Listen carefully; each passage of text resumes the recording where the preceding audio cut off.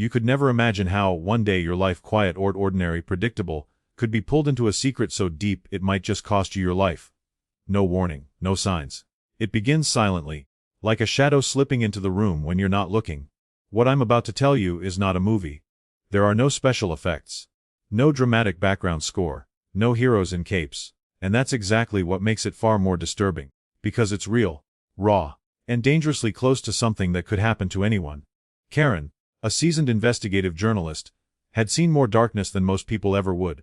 She'd exposed corruption, chased truths buried beneath years of lies, but after decades in the field, she left it all behind.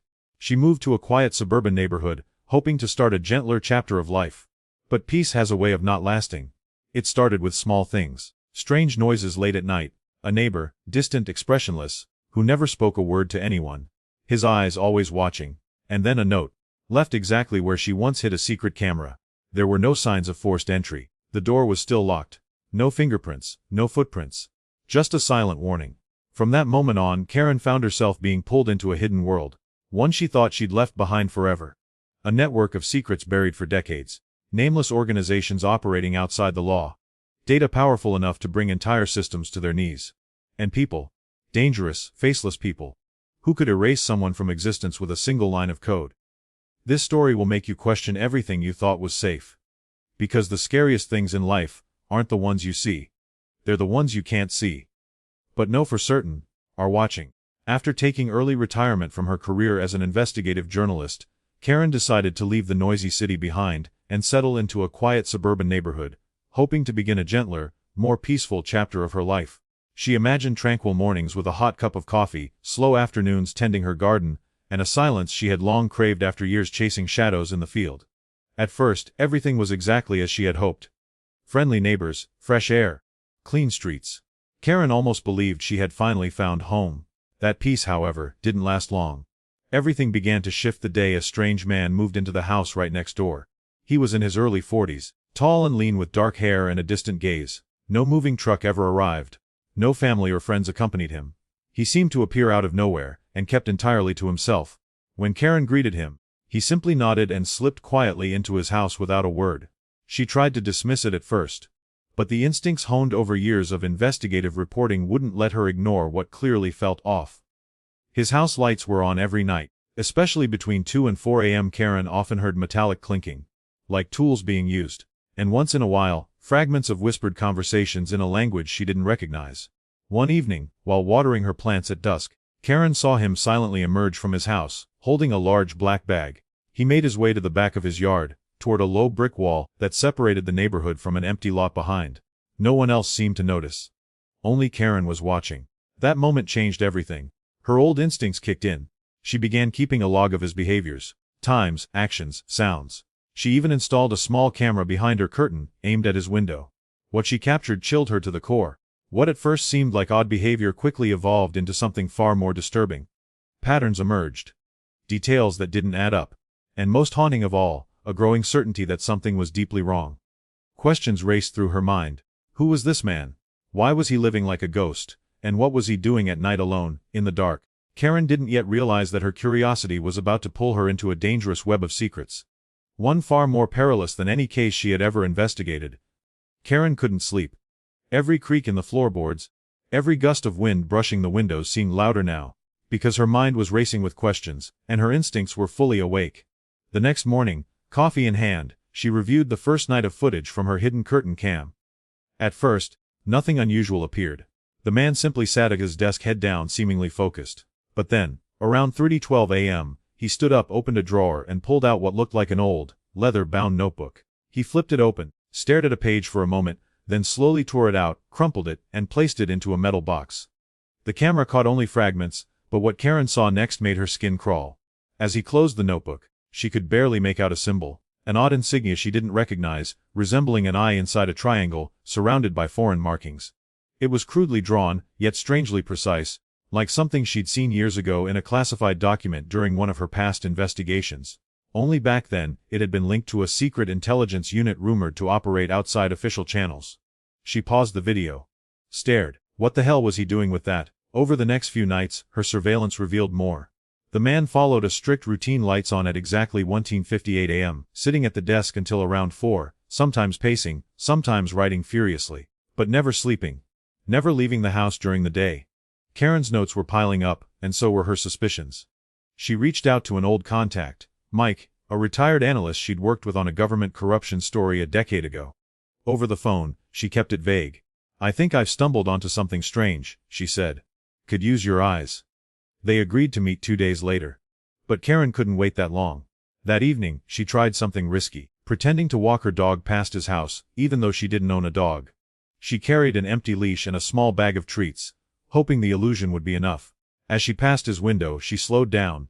The curtains were slightly parted. Inside, she saw the man speaking to someone on an old-fashioned rotary phone, the kind no one used anymore. He was holding a photograph. It was turned away from her, but she could swear it looked like a woman's face. Was it someone he'd lost? Or was it someone he was watching? The tension mounted in Karen's chest. Her hand trembled. She quickened her pace, heart racing. When she got back home, she locked the door. That night, the footage showed something new. He looked directly into the camera. Not by accident, not a glance. He stared, cold and steady, as if he knew. The next morning, the camera was gone. Karen hadn't moved it, hadn't touched it, but it had vanished. And in its place, tucked neatly behind her curtain, was a small folded note. Just 5 words. "You're not ready for this." Karen stood frozen, her eyes fixed on the small piece of paper on the windowsill. The handwriting, elegant and slanted, wasn't the kind written in a rush. It had been placed exactly where her hidden camera used to be, like a deliberate message left behind. But what made Karen's blood run cold was the absence of any signs of a break-in. Every window was locked from the inside. The front door's lock was untouched. Not a speck of dust disturbed on the floor. She had spent over half her life dealing with people who knew how to cover their tracks. But this time, there was nothing. Someone had been in her house. And they wanted her to know it. Karen yanked the curtain shut and slammed the window closed, heart pounding in her chest. A strange yet familiar sensation crept over her. Not just fear, but that sharp intuition of danger lurking, the same one she'd felt years ago while investigating military corruption. When every step forward felt like a step toward death, she sat down and reopened her notebook, flipping to her most recent entries: 1:58 a.m. lights on, 20:13 a.m. metal clanking sounds, 30:12 a.m. shuffling papers tearing sound, 4:05 a.m. lights off, repeated, almost every night, but Lida had been different, eerily quiet. No noises, no lights, nothing, except the missing camera. And somehow that was the most disturbing part. That afternoon, Karen decided to visit the city library. The image of that triangle with the eye in the center still burned in her mind. Something she'd once seen in a deeply buried 2011 investigation. That case had involved a secret group collecting data from allied nations, run by an organization unaffiliated with any official government. Now, that same symbol had appeared. Next door. At the library, she dug through dusty archives of pre-digital newspapers. Then, hidden on an old local press clipping, something made her go cold. Man named Elias Meyer disappears after whistleblowing on covered agency. Never found. Karen stared at the attached photo. The man's face was identical to her neighbor's. But the name was different. Elias Meyer. So who was he really? And why was he here, under a new identity? As she left the library, her phone rang. It was Mike. His voice low and serious. "Karen, I looked into the symbol you sent.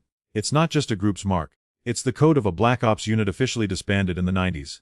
But in intel circles, no one really believes they disappeared." Karen's grip tightened around the phone. She knew it now. She had stepped into something far deeper, far more dangerous than she imagined. And at that very moment, she saw a black car parked across the street from her house. All 4 windows tinted, silhouettes inside, motionless, watching. The peace she thought she had, an illusion. The black car was still there. For 3 hours after Karen returned home, it hadn't moved an inch. No one stepped out, no headlights flashed, no engine sounds. But she knew, it hadn't left.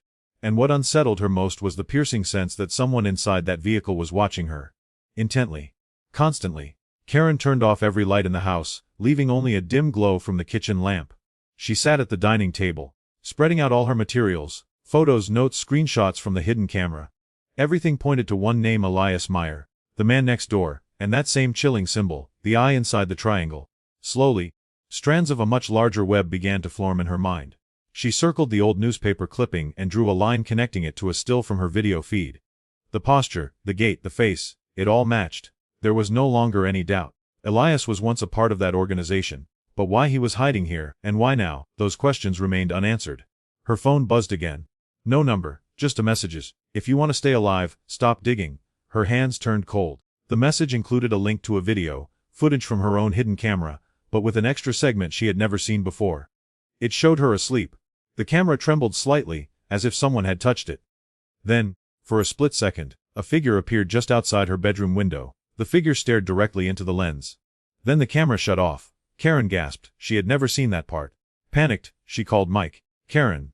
His voice was hoarse, his breath shaky. I found something. Elias's real identity showed up in an old international security file. But he's not what you think. He's not the perpetrator. He's the leak. The whistleblower. The one who brought the whole network to its knees. Karen's heart dropped. So Elias wasn't hiding from justice. He was hiding from them. And she, the only person who knew the truth, had just become the most vulnerable link in the chain. She peeked through the curtain again. The black car was gone. No sound, no trace. Karen exhaled, not from relief, but because she now understood, this was only the beginning. That night, a sudden drizzle wasn't heavy, but it was enough to blanket everything in a hazy mist. A perfect veil for those who prefer to move in the shadows. Karen sat motionless in the living room, eyes fixed on the front door. Her phone lay beside her, recording mode already on, and in the pocket of her robe, she hid a folding knife. Not because she wanted to use it, but because she knew. This time, no one might arrive in time to save her. The raindrops pattered on the roof like a ticking clock, and then, a knock at the door. Very soft, as if the person outside didn't want to wake the whole neighborhood, just one person. Karen. She stood up, slowly walked to the door, but didn't open it. Who is it? She asked, trying to keep her voice calm. Silence, then a low voice replied, I don't have much time. But you need to know. She recognized the voice. Elias. Karen cracked the door open, keeping the chain lock in place. The man's face appeared in the dim light. Wary, rain-soaked, but his eyes burned with urgency. He looked straight into hers without blinking. They're coming, Elias said. For me and for anyone connected to the data I carry. And now, that includes you. Karen unlatched the door. Come in. Elias slipped inside as if he'd been waiting his whole life for that moment. He sat down and pulled a small USB drive from his coat. This contains everything. Names, operations, the locations of every member of the old network. I planned to deliver it to an independent media outlet overseas, but I got intercepted. Who are they? Karen asked, eyes fixed on the USB. Black Iris. Elias replied. A data manipulation group, once under government control. After the data war of 1994, they went rogue. No oversight, no law. Karen felt the blood drain from her face. And the worst part, Elias's voice lowered. Eyes locked on hers. They're active. Here. In this city. Karen swallowed hard. She thought she'd left that dangerous world behind. The investigative stories, the long nights under threat. But this time, it wasn't a story. It was her life.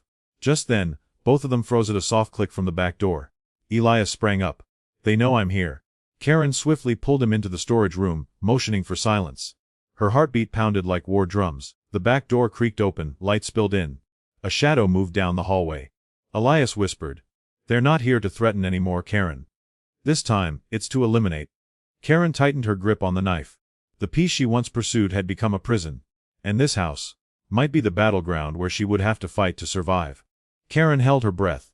She could hear the footsteps, slow, deliberate. These weren't the shuffling steps of a petty thief.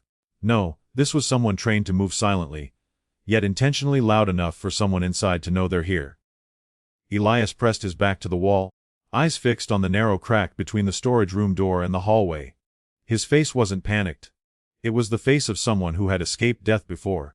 But Karen knew that kind of calm only lasts a few minutes, unless there's a solid plan. Is there a way out back? Elias whispered. Karen nodded, whispering back, through the basement hatch. Leads to the old garage, but it's locked from the inside. What kind of lock? 4-digit combination. Elias muttered a sequence under his breath, then looked at her. Get ready. Karen quickly moved to the corner of the room, lifted the old rug, and revealed a small wooden hatch in the floor. As she knelt down to spin the dials, Elias cracked the door open ever so slightly, peeking out, then shut it gently again. 3 of them, he mouthed. The hatch clicked open. They slipped through, descending a narrow wooden staircase into the musty darkness below. Above them, the sound of the front door opening rang out. Someone had entered the house. In the dim light of a dusty flashlight, they made their way through the short tunnel toward the old garage Karen hadn't used in years. The air was thick with mildew and tension. While catching their breath, Elias handed Karen the USB. If I don't make it out, you know what to do. Karen shook her head. Don't talk like that. We're both getting out. A soft thump echoed from above. Then silence. The kind of silence that crushes your lungs. Karen gripped Elias's arm. Move now. But just as they reached the hatch exit, the sliver of light above them dimmed. Someone was standing right over them. Elias stepped in front of Karen instinctively. A soft click, the unmistakable sound of a weapon being readied. Suddenly, a blaring alarm shrieked through the night. High, pitched, urgent. Both of them froze. Triggered emergency protocol, Elias muttered. We've got 45 seconds. He grabbed Karen's hand and pulled her toward the side exit of the garage. Red emergency lights flickered to life at the end of the tunnel, rigged by Elias days ago as a contingency. They dashed outside into the cold night, rain slapping against their faces. Behind them, the house lit up like a stage. A dark silhouette stood in the door frame, but didn't pursue when they saw the rear gate had been padlocked from the outside. Karen glanced back, heart pounding. How much time do we have? She asked. Elias replied, not enough. The rain continued to fall relentlessly, masking the sound of hurried footsteps. Karen and Elias darted through a narrow alley behind her house, soaked to the bone, hearts pounding in unison. They didn't stop until they reached an abandoned parking lot, where Elias had stashed an old car from the first days he arrived. He popped the trunk and pulled out a small satellite phone, powering it on. I have one shot at sending this data. If we're blocked again, they won't bother hiding anymore. They'll come. Armed, direct, and merciless. Karen climbed into the passenger seat, still gripping the USB stick as if her life depended on it. Who are you sending it to? An old contact in Geneva. An independent journalism group. They helped me back in the 2009 leak. If I can get this to them, at least a piece of the truth will see the light. The engine roared to life, and the car rolled into the thick darkness. The city remained awake, but Karen knew most of what was happening in the shadows, only they were aware of. Elias stopped at an old, unsecured public broadcast point, one not yet under signal control. He plugged in the USB, and started encrypting and transmitting the files. It'll take 9 minutes, he said. During that time, we stand guard. One mistake and everything's lost. Karen stood outside under the wet canopy, eyes scanning every passing car. Questions spiraled in her head. Why her? Why had fate dragged her into this story? Was there any chance of returning to the peaceful life she once had? A distant siren howled, followed by the slow arrival of a black SUV creeping toward them from the far end of the street. Karen tensed. Elias. She murmured, but he had already seen it. No time. He shut the laptop and pulled out the USB. We have to move. The vehicle's headlights locked onto them. Karen and Elias jumped into the car, tires screeching across the wet pavement. A silent chase unfolded, no gunfire, no shouting, only engines growling and headlights cutting through the fog. They won't back down now, Elias said. They want to wipe out every trace. And they know you're still alive. Karen checked the rearview mirror. The SUV was gaining fast. We need to mislead them. Elias's eyes lit up. There's an old tunnel. Used as a wartime shelter. If we make it there, I can reroute the rest of the data through a backup line. And after that? He didn't answer. Karen understood. They wouldn't both make it out. One of them would have to stay behind, to buy time. She gripped the steering wheel tighter. Now it wasn't just about survival. It was about surviving so the truth wouldn't be buried. And so those who thrived in the shadows would no longer be safe in silence. The car skidded onto a narrow dirt path leading into the forest.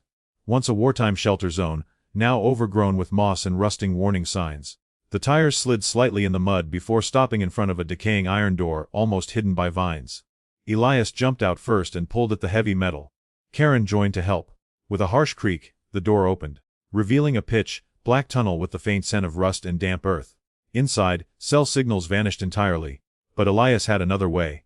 They wound through narrow passageways until reaching an old technical outpost, where a portion of the wiring still showed signs of life. I need 5 minutes to set up a satellite side channel, Elias said, plugging in the USB and booting up his laptop. Karen stood at the door, breath fogging in the cold air. No more rain. Just silence. Thick and heavy, like the air before a storm. And that unmistakable sensation they weren't alone anymore. A sound echoed, footsteps. Slow, deliberate, the dim bulb at the end of the tunnel flickered. They found us, Karen whispered. Elias didn't look up. 3 more minutes. Karen clutched the folding knife tighter. From the end of the corridor, a man emerged, tall, wearing a black raincoat, face obscured by shadow. Hand over the drive, and you can both walk out, he said, voice low and robotic. Karen didn't respond. She stepped back, signaling Elias to hurry. No one needs to die. The man added, taking another step. I follow orders, but I won't hesitate if you get in the way. A soft ping came from Elias's laptop. Upload complete. He exhaled. Everything's in Geneva now. We just have to. A gunshot rang out. Elias dropped, a bullet grazing his shoulder. Karen screamed, lunging forward. The man advanced quickly, drawing a second weapon. But just then Karen, relying on all her instinct and muscle memory, flung the folding knife straight at him. It didn't kill, but it was enough to throw him off. Elias, bleeding and desperate, kicked over a sparking power column. Instantly, the tunnel plunged into darkness. Only breath, footsteps, and the ringing of metal on stone. Karen grabbed Elias, pulling him up. Move. They darted through a narrow side corridor, steep and jagged. Behind them, the man followed. But the network of tunnels slowed him. They crawled through a final exit chute, emerging into the edge of the woods where the first light of dawn cut through the trees. They collapsed onto the cold ground. Elias clutched his bleeding shoulder. Karen looked at him, then to the sky. "We made it. But this isn't over, is it?" Elias gave a faint nod. "No, but the truth is out there now." Karen gripped his hand tightly, feeling the fragile pulse beneath his cold skin. She knew this was only the beginning. 1 week later, Karen sat on the wooden chair out on her porch. The rain had just passed, leaving behind crisp air and the earthy scent of damp soil drifting gently through the trees. She held a warm cup of tea, fingers still wrapped in a soft bandage from that night in the dark crawl space. The news spread quickly. An international media outlet had released a shocking series of documents. Evidence outlining the illegal operations of Black Iris and the key figures behind the network. Investigations were launched across several countries. Karen's name never appeared in any report. That was by choice. And Elias, after receiving emergency treatment, had disappeared without a word. He left behind only a small note: "Thank you. Without you, the truth would have stayed in the dark forever." Karen read that note more than once, not because she needed gratitude, but because it reminded her, even in retirement, even when the newspaper clippings had yellowed and the spotlight had long moved on, someone like her still had unfinished stories to tell. A sparrow landed gently on the fence nearby. Karen smiled. Not everything had returned to how it was, but she had done what was right. She had stood up when the world needed a voice. And now, she could finally rest. Not because the world outside was quiet, but because within her, peace had returned. Life went on. And sometimes, truth itself is the only real protection we ever need. If you've stayed with us until this moment, then this wasn't just a story. It was an experience. A whisper in the dark, a knock at the door, and a secret too dangerous to stay hidden. This is the kind of tale that stays with you long after the screen goes dark. And if, like me, you believe that no lie, no matter how well hidden, should go unchallenged, if Karen and Elias feel less like characters and more like echoes of real world struggles for truth and justice, then don't let this be just another video you scroll past. Tap that like button if your heart raced when the door creaked open. Drop a comment if you've ever faced injustice, been told to stay silent, or simply want to guess what happens next. Share this video with someone who needs to know that quiet voices can still spark revolutions. And that sometimes, a single knock is the beginning of the end for those who abuse their power. And most importantly, hit subscribe. Because the stories we're about to tell, they go deeper, get darker, and hit closer to home than you think. This isn't just entertainment. It's a wake-up call, one episode at a time. Thanks for watching. We'll see you in the next one.